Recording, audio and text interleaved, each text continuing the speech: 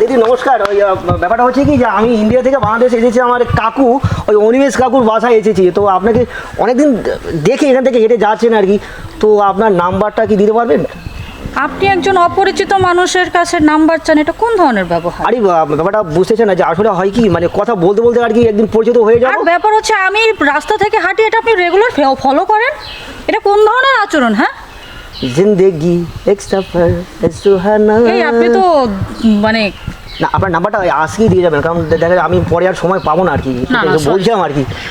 Sorry ভাইয়া, আমি আপনাকে নাম্বার मेरा দিতে दिल পারবো। भी कितना আপনি কিন্তু রীতিমতো पागल আমাকে है, টিচ করছেন না? ये प्यार तो तुमसे करता है। এই বড্ড খারাপ লোক। যাবেন না কিন্তু কথা বলে জানেন, নাম্বারটা দিয়ে গেলে কি হয়, মানুষ তো মানুষের জন্য। দিদি আমি আসলে অনেক দিন অপেক্ষা করছিলাম, তো আপনি মানে একটু দিয়ে যান, কারণ কি আমি নাম্বার দিতে পারবো না। কেন, মানে আমি কি আরো আপনার কথাবার্তা আমার খুব ভালো লেগেছে, কিন্তু আমি আমার নাম্বারটা দিতে আপনাকে পারবো না, সরি। হ্যাঁ, আরো আপনি যদি দরকার হয় আপনি প্রতিদিন আমার রাস্তা ফলো করেন, সমস্যা নেই, কিন্তু নাম্বার দিতে পারবো না। আমার অফিস বন্ধ করে আমি সারাদিন এই হ্যাঁ, ওখানেই দাঁড়ায় থাকেন, যাদের কাজ নেই তারা এইভাবেই দাঁড়ায় থাকে।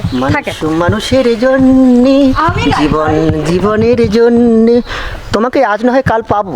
ঠিক আছে দিদি, হ্যাঁ পাবো।